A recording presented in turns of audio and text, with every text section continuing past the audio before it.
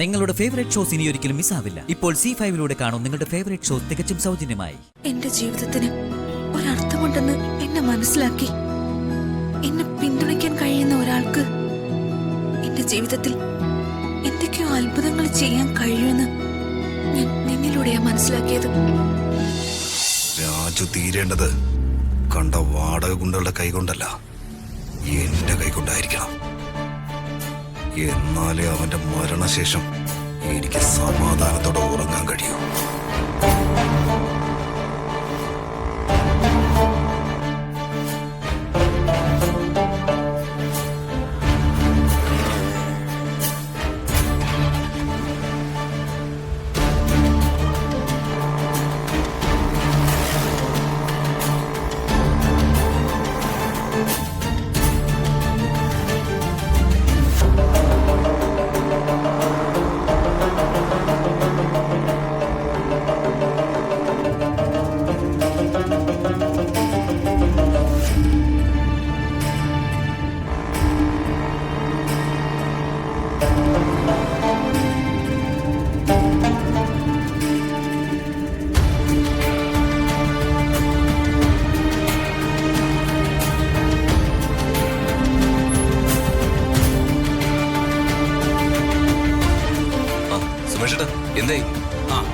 രാജു പറഞ്ഞ പോലെ ഞാൻ ക്ഷേത്രത്തിന്റെ കോമ്പൗണ്ടിനകത്തും പുറത്തും സമീപ പ്രദേശങ്ങളിലും ഒക്കെയുള്ള CCTV ചെക്ക് ചെയ്തു. ഋതിക മാഡം കഴുത്തിൽ മാലിടുന്നത് പോലെ ഒരു ഫുട്ടേജ് ഒരു CCTV റെക്കോർഡ് ആയിട്ടില്ല. അല്ല, എന്താ രാജു ശരിക്കും പ്രശ്നം? ഒന്നുമില്ല ഏട്ടാ. ചേട്ടൻ എനിക്ക് ഒരു ഉപകാരം കൂടി ചെയ്തു തരണം. എന്താ രാജു? ഞാൻ ചേട്ടനെ വിളിക്കുമ്പോ ചേട്ടനൊന്ന് വർമ്മ സാറിന്റെ വീട് വരെ വരണം. ക്ഷേത്രത്തിലെ രജിസ്റ്ററിൽ എന്റെയും ഋതിക മാഡത്തിന്റെയും പേര് വിവാഹം കഴിഞ്ഞ രീതിയിൽ എഴുതി ചേർത്തത് ചേട്ടനാണെന്നും അത് ഞാൻ പറഞ്ഞിട്ടാണെന്നും ചേട്ടൻ വർമ്മ സാറിനോട് പറയണം. അയ്യോ രാജു, അതെനിക്ക് പ്രശ്നമൊന്നും ഉണ്ടാവില്ലല്ലോ അല്ലേ? ഇല്ല ഏട്ടാ. നീ ഒന്നുകൂടെ ഒന്ന് ആലോചിക്ക് രാജു. നിന്നെ ചെറുപ്പം മുതൽ അറിയാവുന്ന ഒരാളെന്ന നിലയ്ക്ക് പറയുക, നിനക്ക് വന്നു ചേർന്നിരിക്കുന്നത് മഹാഭാഗ്യമാ. വർമ്മ സാറിന്റെ മകളുടെ കൂടെയുള്ള നിന്റെ ജീവിതം മുന്നോട്ട് കൊണ്ട് പോകുന്നതല്ലേ ബുദ്ധി? സുമേഷ് ഏട്ടാ, അതൊക്കെ ഞാൻ വിശദമായിട്ട് പിന്നീട് പറഞ്ഞുതരാം.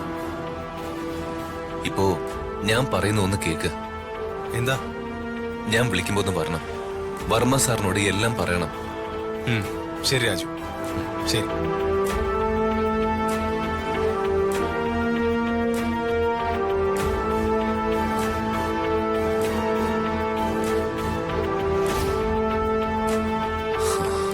ദീപക്കിനെതിരായ DNA റിപ്പോർട്ടുണ്ട്.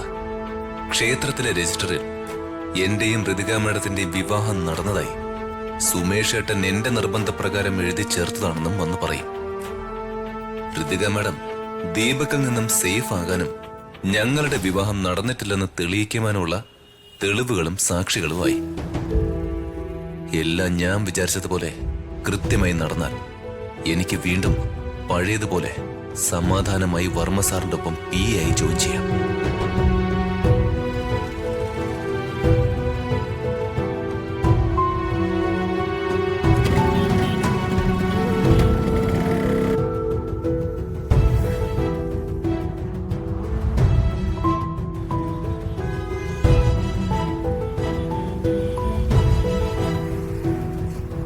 രാജു ഇവിടെ കടന്നു പോയി കാണൂ. പോകാൻ വഴിയില്ല. വരേണ്ട സമയമാവുന്നതേ ഉള്ളൂ. ഞാൻ പറയാൻ പോകുന്നത് രാജുവിന് മനസ്സിലായാൽ മതിയായിരുന്നു. ദൈവമേ, മനസ്സിലുള്ളതെല്ലാം തുറന്നു പറയാനുള്ള ധൈര്യം നീ എനിക്ക് തരണേ. ഒരുപക്ഷെ ഇതായിരിക്കും രാജുവിനോട് എല്ലാം തുറന്നു പറയാനുള്ള എനിക്ക് കിട്ടുന്ന അവസാനത്തെ ചാൻസ്. വേനൽ മഴ കനക്കുന്ന പത്രത്തിലുണ്ടായിരുന്നു. പെയ്താ മതിയായിരുന്നു. ഈ ചൂടിനൊരു ശമനം കിട്ടിയിരുന്നെങ്കിൽ എന്തൊരു ആശ്വാസമായിരുന്നു. രാവിലെ ഒരു 10-11 മണി വരെ ഇങ്ങനെ പുറത്തിറങ്ങിയിരിക്കാം. അത് കഴിഞ്ഞ് പുറത്തിറങ്ങിയിരുന്ന ശരീരം മുഴുവൻ അമ്മാതിരി ചൂടല്ലേ. അതെ അതെ, ശരി. കഷ്ടം തന്നെ.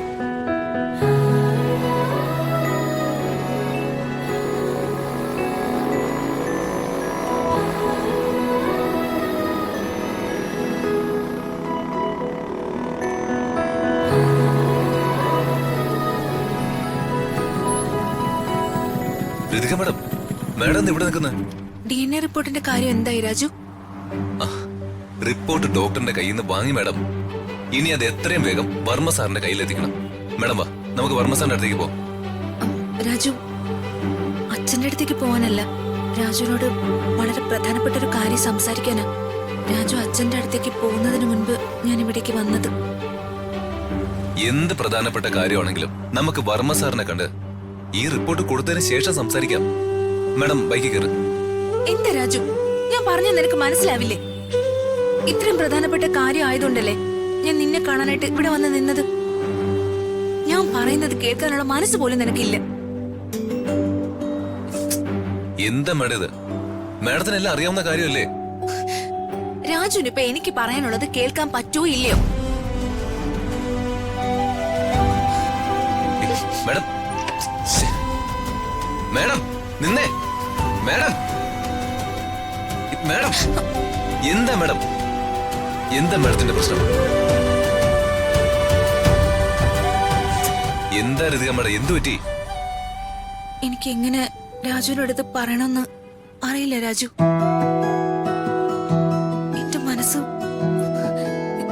എന്റെ മനസ്സാകെ അസ്വസ്ഥമാണ്. എന്താ മാഡം കാര്യം? എന്താ മാഡത്തിന്റെ പ്രശ്നം എന്ന് പറ. നീ എന്നെ മനസ്സിലാക്കാത്തത് തന്നെ എന്റെ പ്രശ്നം. ഓർമ്മ വെച്ച കാലം മുതല് കുറ്റപ്പെടുത്തലുകളും അവഗണനയും മാത്രം കണ്ടു വളർന്നൊരു പെൺകുട്ടിയാ ഞാൻ. എന്റെ ജീവിതത്തിന് ഒരർത്ഥമുണ്ടെന്ന് എന്നെ മനസ്സിലാക്കി എന്നെ പിന്തുണയ്ക്കാൻ കഴിയുന്ന ഒരാൾക്ക് എന്റെ ജീവിതത്തിൽ എന്തൊക്കെയോ അത്ഭുതങ്ങൾ ചെയ്യാൻ കഴിയുമെന്ന് ഞാൻ നിന്നിലൂടെയാ മനസ്സിലാക്കിയത്. നിന്റെ കൂടെ ജീവിക്കാനാണ് ഞാൻ ആഗ്രഹിക്കുന്നതെന്ന് നിനക്കറിയാമായിരുന്നിട്ടും എന്തിനാ രാജു എന്നെ ഒഴിവാക്കാൻ നീ ഇത്രയ്ക്ക് ധൃതി കാണിക്കുന്നത്? നിന്റെ കയ്യിലുള്ള DNA റിപ്പോർട്ട് നീ അച്ഛനെ കാണിച്ച ദീപക് ഫ്രോഡാണെന്ന് അച്ഛൻ മനസ്സിലാക്കും. പിന്നെ നമ്മുടെ വിവാഹം നടന്നിട്ടില്ലെന്ന് അച്ഛനെ പറഞ്ഞു മനസ്സിലാക്കി എല്ലാം അവസാനിപ്പിക്കാൻ എളുപ്പമാവല്ലേ? അതങ്ങനെ തന്നെയല്ലേ മാഡം വേണ്ടത്? അതല്ലേ ശരി? അതെങ്ങനെ ശരിയാവും രാജു? മനസ്സുകൊണ്ട് നിന്റെ ഭാര്യയായ ഞാൻ നിന്റെ കൂടെ ജീവിക്കുന്നത്. എനിക്കിനി അത് അങ്ങനെയല്ലെന്ന് മാറ്റാനാവില്ല രാജു. ഋതിക മാഡം ഇതെന്തൊക്കെയാ പറയുന്നത്? ഞാൻ പറയുന്നത് എന്റെ മനസ്സിലുള്ള കാര്യങ്ങളാ രാജു. നിന്നെ പിരിയാൻ എനിക്ക് കഴിയില്ല. മാഡം, മനസ്സിലുള്ള വ്യക്തിയെ നിലാവിൽ കാണുന്ന പൂറ്റി എന്നോട് പറഞ്ഞത് രാജുവിന് ഓർമ്മയില്ലേ? ഡൗൺലോഡ് ചെയ്യൂ C5 ആപ്പ്. കാണൂ എല്ലാ എപ്പിസോഡുകളും സൗജന്യമായി.